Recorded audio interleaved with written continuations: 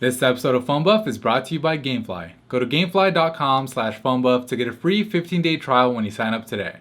What's up guys, David here, and welcome back to another episode of PhoneBuff Q&As, the show where I answer any of your questions related or unrelated to mobile technology every week. To get your questions answered in an upcoming video, be sure to follow us on Facebook and Twitter. I'll put the links you need down below, and just ask away. This week we'll be talking about the rumored HTC One Max, how I got started making videos on YouTube, the pros and cons of physical, capacitive, and on-screen buttons, and the name of the intro song you're about to hear. Let's go ahead and get started.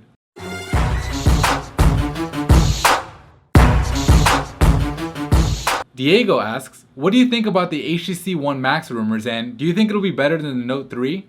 The rumors so far about the HTC One Max, just like the rumors with the Note 3, are really exciting in terms of specs. Based off all the leaked images, documents, and teasers we've seen so far, the HTC One Max looks to be a supersized version of the HTC One with upgraded specs like a 5.9-inch Full HD display, a 2.3 GHz Snapdragon 800 processor, and of course a larger battery in the neighborhood of 3000 plus milliamps.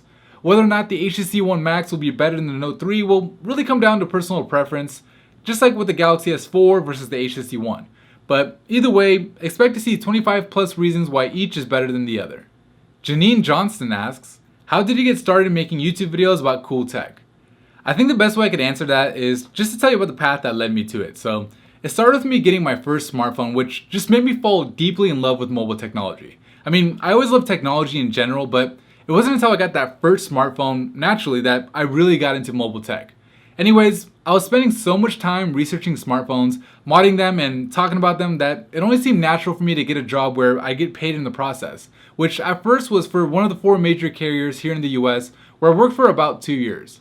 After that, I started my own cell phone accessory business, and in the process of launching that, I thought I might as well make a blog and post videos on YouTube so I could later use it to refer people back to my accessory business. But after launching phonebuff.com and making a few videos, I realized that I just really loved doing it, so I decided to stick with it, and thanks to all you guys' support, now I'm able to actually do it for a living. So thank you for your support, and I hope this answers your question. Jason asks, do you think the HTC One is still relevant today, or should we wait until the next successor from the company? Oh, absolutely, the HTC One is still relevant today. With all those high-end specs and some of those innovative features like boom sound, I don't really see any reason to wait for the One's successor.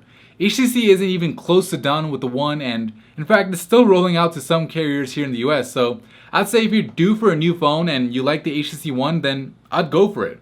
Otherwise, if HTC is the company that you really like and you want to be on the cutting edge and you don't mind having a really big phone, then you can wait and see what the One Max is all about. But don't get stuck into the trap of always waiting for a new phone, because as soon as one drops, there's always going to be another one that's rumored or announced next week or the next month. So my rule of thumb is only buy a phone if you're happy with exactly what that phone is the day you buy it, and you'd be happy with it for 1 or 2 years down the line. So that way when you get software updates, they're only kind of like icing on the cake and you're happy with it regardless. Hundreds upon hundreds of you have asked, what is your intro song? Out of any question I've been asked over the years, this is the one question that's been asked the most. So I'll answer it once and only once, right here and right now. You ready? The name of the song is 49 Cent Blaze. It's a royalty-free song licensed from Smart Sound. I hope you enjoy. I asked you via phonebuff.com's poll, do you prefer physical, capacitive, or on-screen buttons?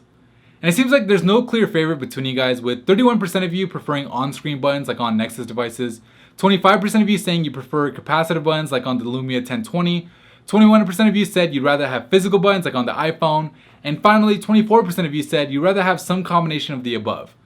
Obviously, based off the results, each button style has its advantages. On-screen buttons have the advantage of being able to change, whether that's disappearing completely or moving into landscape with you when you rotate your device, and they also allow for a larger screen to phone ratio with thinner bezels like on the Moto X and the G2. Physical buttons like on the iPhone let you turn your screen on without having to reach for the power button, and it's usually easier to find when you're not looking at your phone because, well, you can physically feel them. Capacitive buttons aren't as prone to damage as physical buttons are, and of course, having a combination of physical and capacitive buttons kind of give you the best of both worlds. But in my opinion, I think the best layout, which doesn't really exist right now, would be on-screen buttons with the swipe up feature or swipe to turn the screen on feature on the BlackBerry Z10.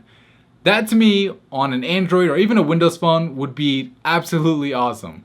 But then again, that's just my opinion. Alright guys, that's pretty much it for me in this episode of PhoneBuff Q&As. Remember that this show runs off your questions and your votes, so be sure to follow us on Facebook and Twitter and get a chance to have your question featured in next week's episode. If you liked the video, please give it a thumbs up, it always helps out, and subscribe to the channel for more mobile technology videos just like this. Thank you for watching.